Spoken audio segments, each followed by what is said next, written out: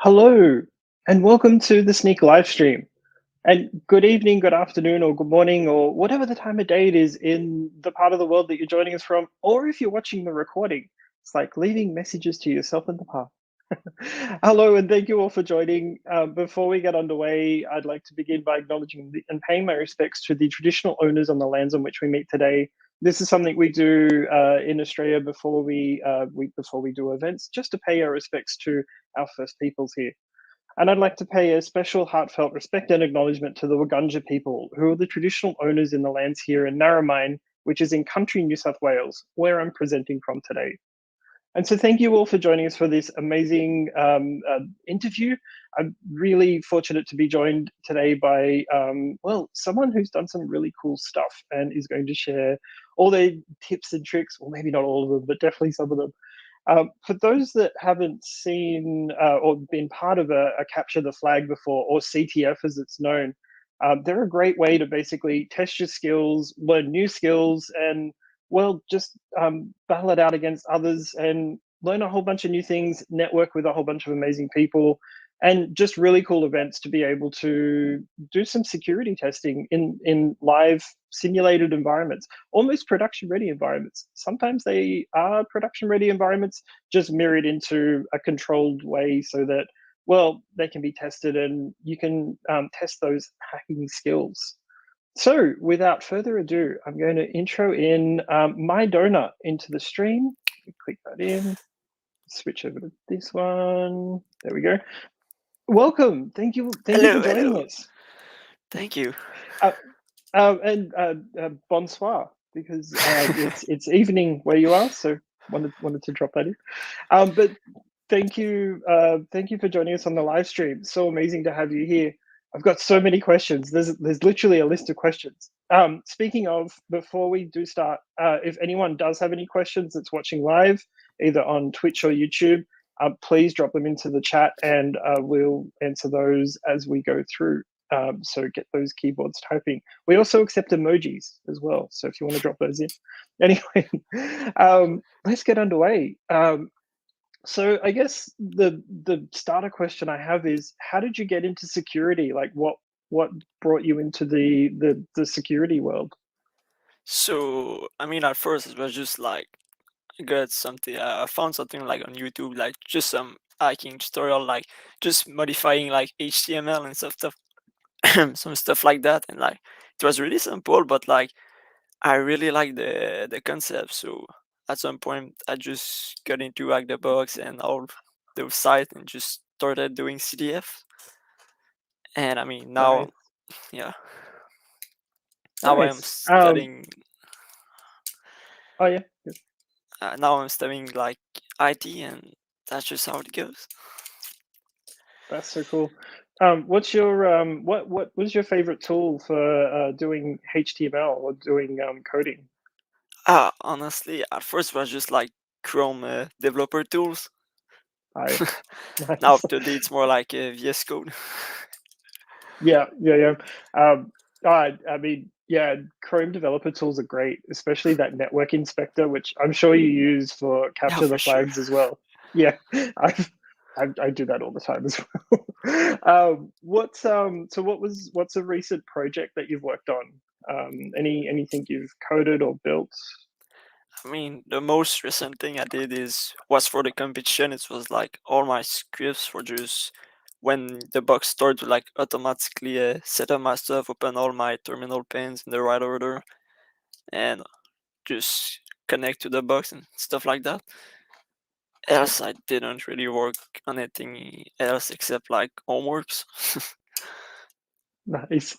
Um, the Any predictions for like favorite technology or even a security testing method for 2022 for next year? I mean, I'm pretty sure it's gonna be like artificial intelligence that's gonna do Yeah. most things. I mean, Yeah. Actually, that's been a hot topic I've noticed in the security circles, particularly with defense, blue team, yeah, blue team threat identification of attackers, etc. So No, I totally think you're right on that one. Um, so let's get into the like capture the flags more. I mean, what you've how many have you done now? You must have done so many events. Yeah. Have you kept count? Well, a whole lot. No, that's probably a fair answer. I noticed. I've seen you on a lot of leaderboards in the past. So, but I mean, what are capture the flags as a competition, as a like a way to test your skills? Like, what are they? So there's different type, but like basically it's just a challenge that you need to get a flag. So and then you got different categories, and it can be web bound, reversing cryptography, or forensics. And there's also Yeah. like boxes which you need to find your way into the box and get root. I mean, they're all really fun. The so the flag for those that aren't familiar with it is like a file or Yeah, a just yeah. random characters. Yeah, okay. Um, I mean, how do you I guess that's the part of the challenge, the capture the flag challenge is to work out which file on the server or the box, like which one it is, which one you need to get, and then add the thing or like retrieve the key or whatever it is. Like that's the competition element of capture the flag. Yeah, that's basically it. What's your some of your favorite things about capture the flag events? I mean, honestly, I really, really like Bound, which is like something you're not really gonna do in like any real stuff. It's mostly CDF things, but it's something like kind of complicated, but I do really like. So Um, the yeah, and I think I know it was something we are talking about before the show started too. Was the skills that you learn, like the not well, not even the skills that you not only the skills you learn, but also the fact that you get to show what you can do, show your techniques, like show how quickly you can work, how quickly you can literally think outside the box too. yeah, for sure. So what's your favorite tool for capture the flags events? I mean, it's really gonna depend on the challenge, but I'm gonna say right now my favorite tool is like Ruscan, which is like a faster nmap for doing port scanning. Yeah, And I really like this one because it just take a couple of seconds. nice. Have you ever had have you ever had your internet drop out just as you were like getting ready to get into a thing and you're like, no, panic. I guess this has definitely happened. It did. I mean, my VM did crash during the Hack the Bush competition. Wow. This was really Just stressful, but I I've mean, I watched the playback from the Hack the Box competition too, and that was it was so close. Like it was like the leaderboard, the live stream commentators were very excited right near the end because it was so close just before you win. Like how do you handle that pressure? I mean, yeah. I mean, I was pretty calm. I mean, since like at first in the box, like I got in like really quick in the box. So after that, I just got the flag and like just concentrated on patching the box. Yeah, And during the end, like my opponent did succeed to get in the box, which now I was really stressed about that. And but since I had like get a flag before him, I still win because of the points. So that's that cool. was really close. Nice. What was the trickiest thing with particularly with like Hack the Box? Like what was the trickiest challenge that you faced during the competition? During the competition, I'm gonna say just concentrating, like getting first on the box, like just I Yeah, getting mean, the getting the top spot. Yeah, just getting in as fast as I can, like just concentrating at patching the box as quick as I can. It's all a matter of time before, yeah. Nice. The I guess one thing I've done a lot of hackathons before, and this year did was part of some capture the flags as well. The one thing I've always noticed is there's always that moment of self doubt, particularly in those moments of a lot of pressure. Like, have you got any tricks for handling that self doubt of I can't do this, I can't do this. There's so much pressure. Is there Oh, anything for you sure. do? I mean, Yeah, at first in the competition, like in the first game, it was a draw for me. So, and when we rematched, was like, man, there's no way I'm getting this. I was like, it was just so stressful. And but I said to myself like, just do it. I mean, what's gonna happen? And like, it's happened. Like there's challenge. I'm like, no, there's no way I can do this thing. And like, I just continue to search. Like, don't give up, and find a way to succeed. yeah, nice. Um, was there that moment, particularly with that close ending? Was there that moment where you knew you were going to win? Like there was just that point of, yeah. So I knew I was gonna win. Like when so basically on the box the flag reset like every 10 minutes, and the box were 20 minutes. So after the first 10 minutes and the flag just were changed, I just knew I was gonna win. Like there's no way he's gay. I'm not winning this one. That's so cool. Yeah, the replay of the live stream was amazing. It was literally so close right up to the end, and yeah, really good watch. And for those that haven't taken part before, totally recommend checking out Capture the Flag comps, including the Hack the Box challenge. And you can set up and like test your skills just on their site too with some really cool games, which is always a lot of fun. What any hints or tricks that you want to give to first time capture the flag people, or people that have even just taken part in capture the flags before? Like, is there something that you do or a go to that you have for the events?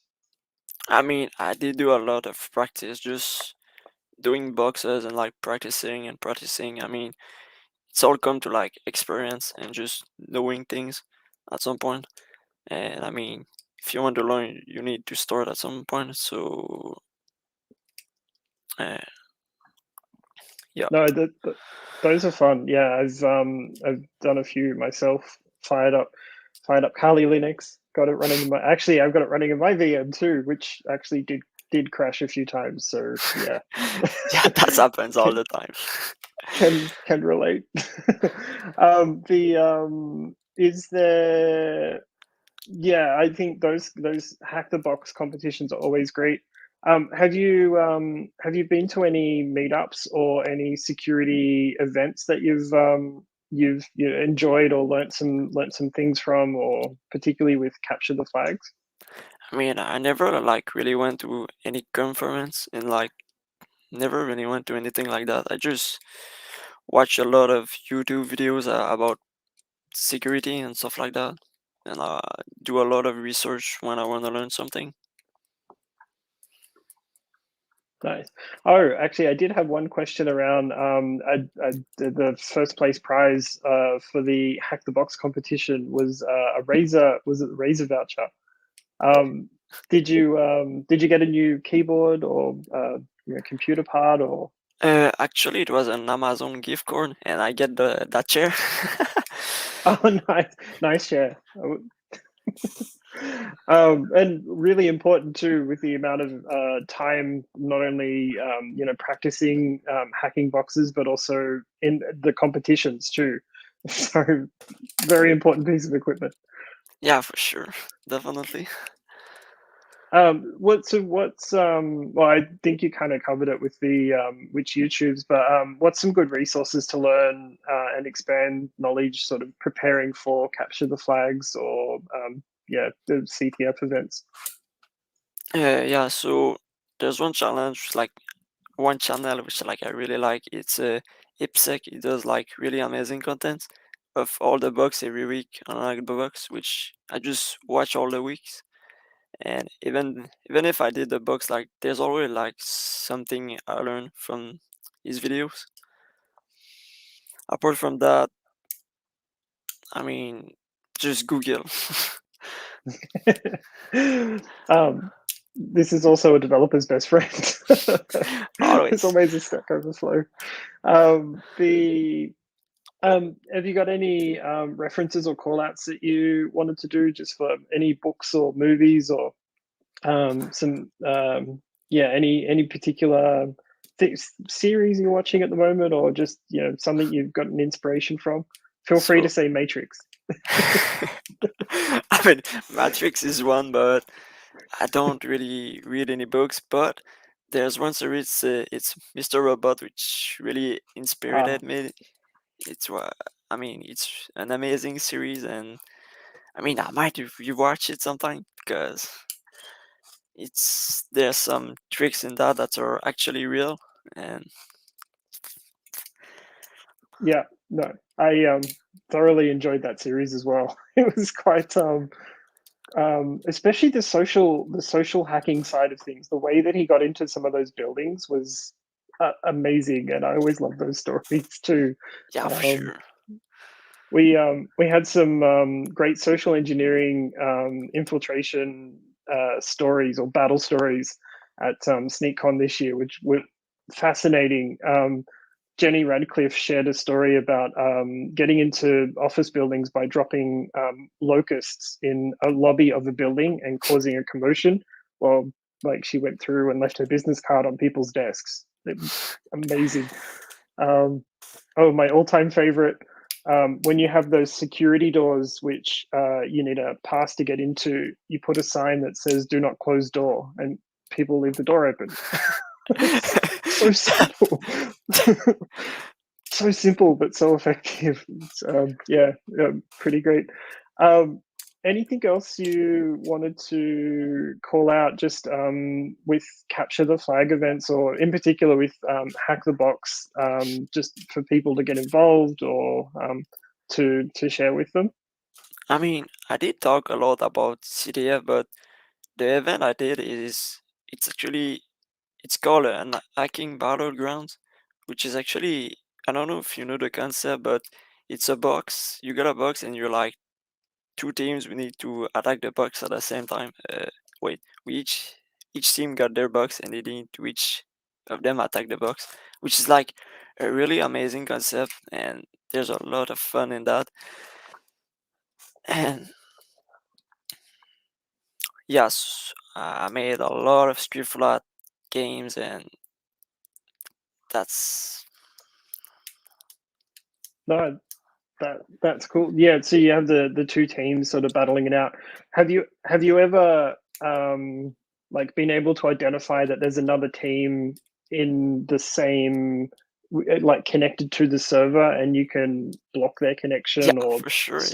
It did happen during that's the so cool. competition. Like at the end, I did after I realized like the opponent was in my box. I was like, okay, I'm just gonna patch it and block it, block his connection. Like,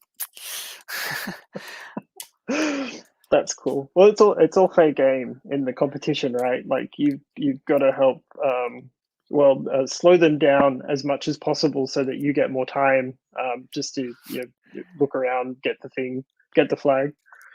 yeah, for sure. I mean, that's a really unique concept, which I really love, and it's amazing that there's some competition on that. That's so cool. The I do have I always love asking this question, particularly with technology people. Is what was your first computer? I love this one. So my first computer actually was like the family computer. It's got like a Pentium processor with like not even a gig of RAM and no graphic card for sure, but it was like a really shitty computer. But because of that, I couldn't really play video games and just game with my friend. So that's Yeah. kind of the reason I got into security and like got into programming and stuff like that. So I mean, it might have been a great computer, but maybe one of the reason I'm here. um, I guess it's that as technology enthusiasts, it's that thing that gets you interested in originally. I always find, or yeah, would you say, because like there's this magical machine almost where you just have to understand it, and is that the thing that kind of drove you to getting into technology? Yeah, for sure. Always like trying to know what's behind everything, like how things works, and just being curious and learning all things. What was the first? I know, like many years ago. I'm going to show my age now because my first computer was an Atari 800 XL back many years ago. But like one of the things that drove me was learning how these programs work, like picking apart the code to see if I could modify them, if I could add things to them. Like that was in QBasic, long time ago. What was the first sort of computer language you first started? Like, did you have the same approach? And like, what was the first language you So started I to mean, learn? at first, like I had kind of an idea in mind, like just making like a chat system for my friends and me. So I searched it on internet and I learned it like VBNet, Visual Basic, in Microsoft, which Uh, is like, I mean, it's not really a great language, but I guess it's how I yeah, started. yeah. But after that, I learned PHP for making the backend, and Oh, I got to know like all the PHP vulnerability, like all the flaw you can make, and even later, like oh, I took back that project and was like, "Whoa, I'm really a shitty developer." There's a lot of flaw in what I made, but it was really fun. Um, no, I like PHP, but I agree. There's and even in the current iterations, there's I've done some blog posts on this recently, but yeah, there's some really well-known vulnerabilities inside the language itself, including unserialize. Like, oh, please don't use if anyone's watching this, well, when everyone watches this, please don't use unserialize in PHP. Just don't, please. Yeah, and it's something I'm actually just released a vulnerable demo onto our GitHub that sort of helps PHP developers understand the vulnerabilities that can lie within. So yes, thank you for mentioning PHP. But I mean, it's still used on 72% of the internet on most website backends. So very popular still.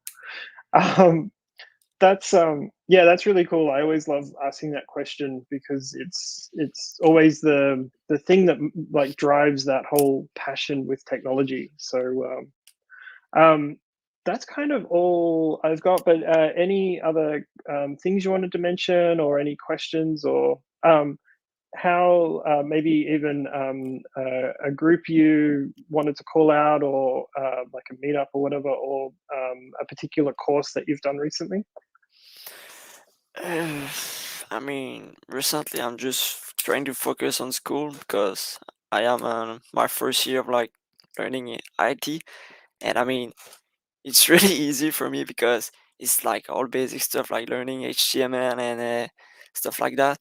But so I am also learning like C sharp, and I recently did the exam, which the teacher just basically sent a .exe. But if anyone knows C sharp, you can easily get back the source code with that. So easy 100%. That's so cool. And good luck with your studies too. Like, yeah, I know. Well, I think there's always, doing the course side of things, but then there's those passion projects that you always pursue as well. Particularly, one thing I always encourage students to do, like contributing to open source projects and just getting involved. Yeah, um, amazing. So amazing to have you here, and congratulations on the win. Hope we still get to see you hacking more boxes and like doing more things in the CTF world. No doubt you'll be doing some more competitions. Actually, what is your? Have you got the next competition already in mind? Have you got one that you're looking Uh, to be part of?